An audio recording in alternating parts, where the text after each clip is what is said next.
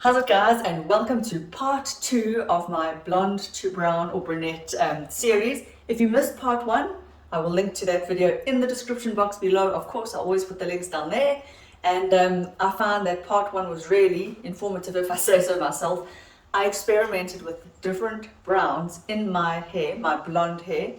So you don't have to do all the experimentation. You can just watch my video and find out what worked, what didn't work, how the different shades of brown actually take, especially on blonde hair. And in that video, I also answer the question whether you need to backfill or color fill your hair or not. If you don't know what a color fill is, I suggest you just type that into the search bar on YouTube. But very briefly, when you are bleaching hair goes through different lightening stages, red to orange to sort of golden yellow, as the pigments remove, and filling is putting those pigments back in before you put a brown on, because brown hair obviously has those pigments in it. Now, what did I decide to do ultimately with my hair? Stay tuned and find out, but before you do that, I would greatly appreciate it if you would give me a thumbs up. It's totally free. It doesn't cost you a cent other than a second of your time to hit the thumbs up.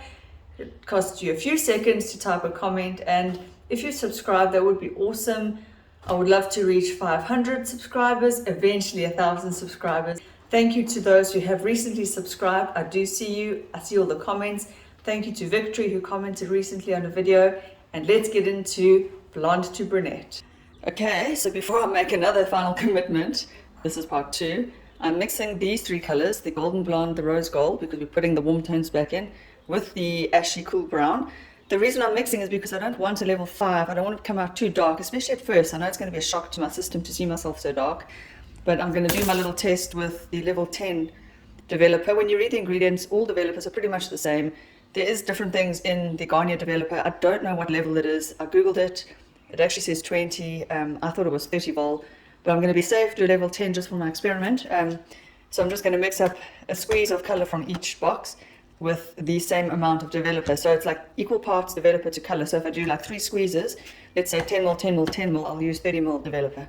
Oh yeah, and the last thing I want to say, a lot of people don't know, but you absolutely can squeeze a bit out and then reseal these. They do stay. If you seal them nice and tight, you can obviously reuse. So you don't have to use up the whole box immediately. You can actually squeeze out a bit, which is why I was happy to buy and test. All right, I'm back with the, let me just turn around and show you the patch I tested at the back of my hair. So testing patches randomly, it's hard to pick up that hair when you want to see it, but there. This was the mix of the 3 browns, the golden brown, the rose gold, those were level 6s, and then the 5.1 to the cool glacial brown, all in Garnier Nutrice. I really like this brown. Okay, now it's mixed with blonde, but it is a really nice brown. I'm going to hover in front of the camera here. It's somewhere there, the brown. I'm going to walk back as well. It's really nice. It's got all the warm tones. Again, maybe a tad warm, but yeah, I like it. If you are going to experiment with different colors, remember, it's always easier to go darker if you don't like a lighter shade. It's very hard to remove a dark brown out of your hair, because then you have to use bleach. So if you're not sure, use a lighter shade. You can always cover it with a darker shade, but you cannot remove, well you can, but you've got to go back to using bleach. It's hard to remove a dark shade.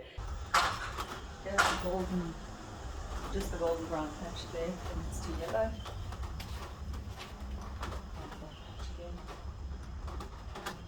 I think it's so important to check in natural sunlight.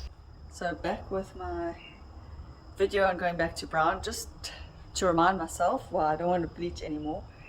There, that is the perfect example. That's chemical breakage right there. You can see that little piece is like a cut.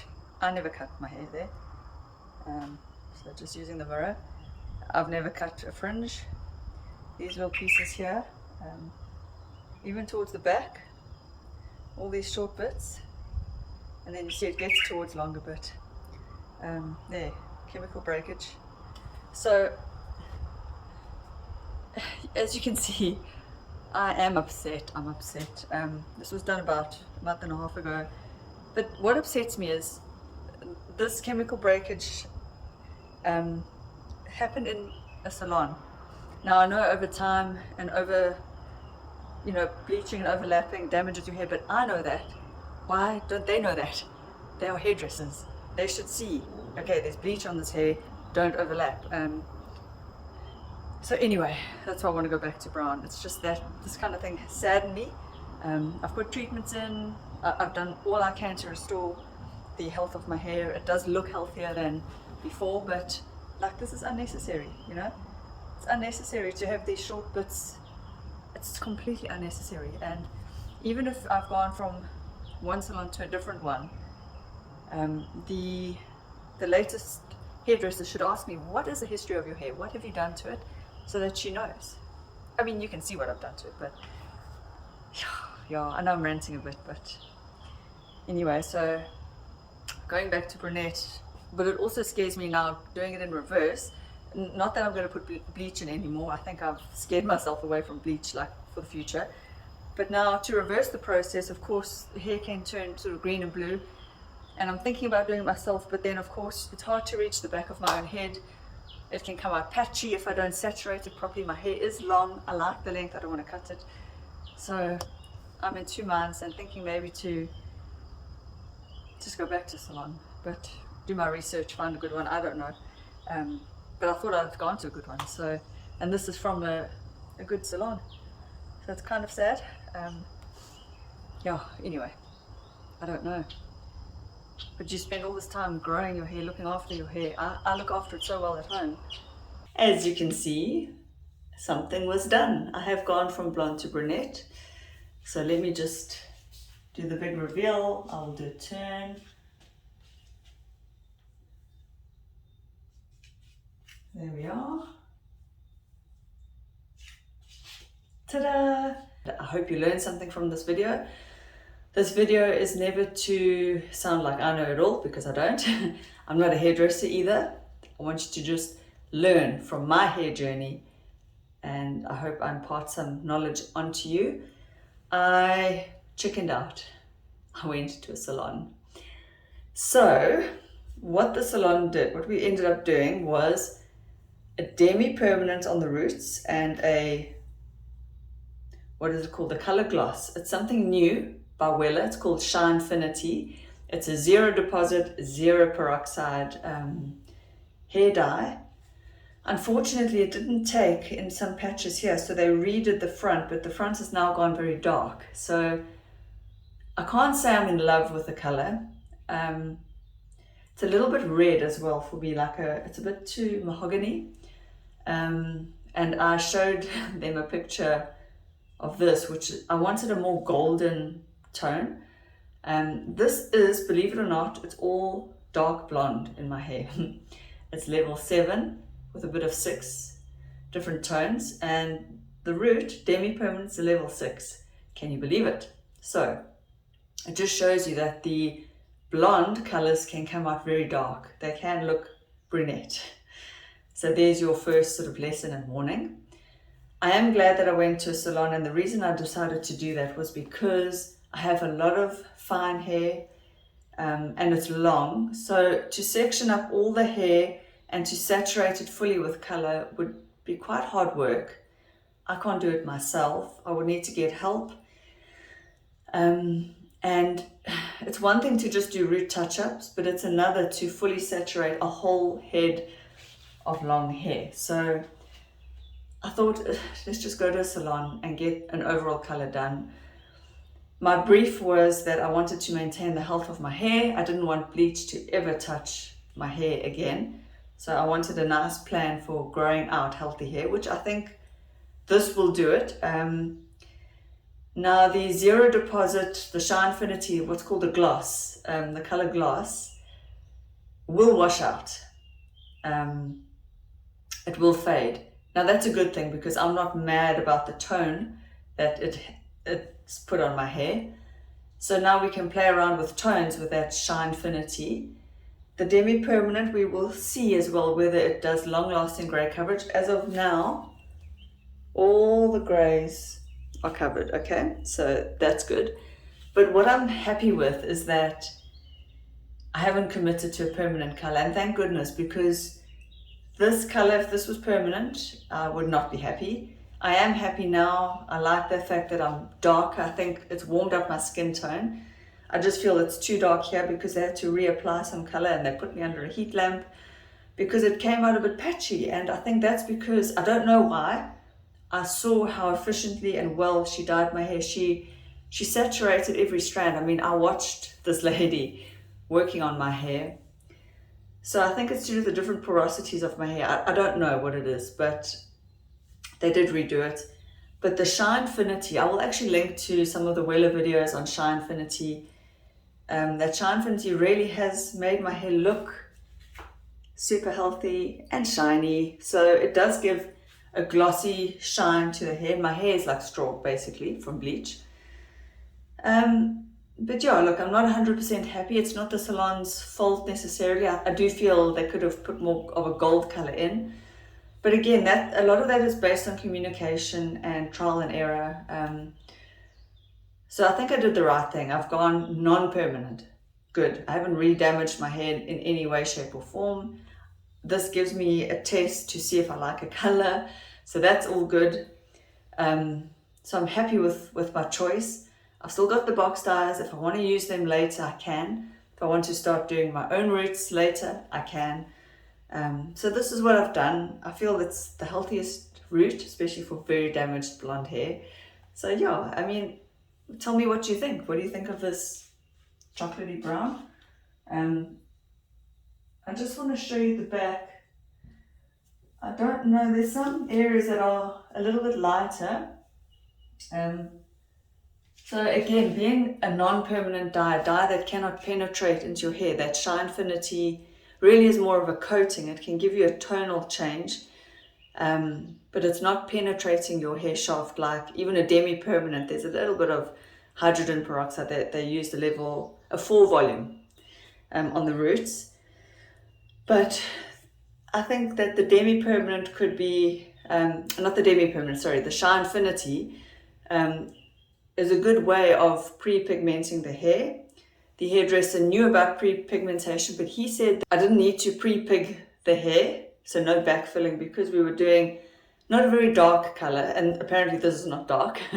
It's only a level 7 and 6.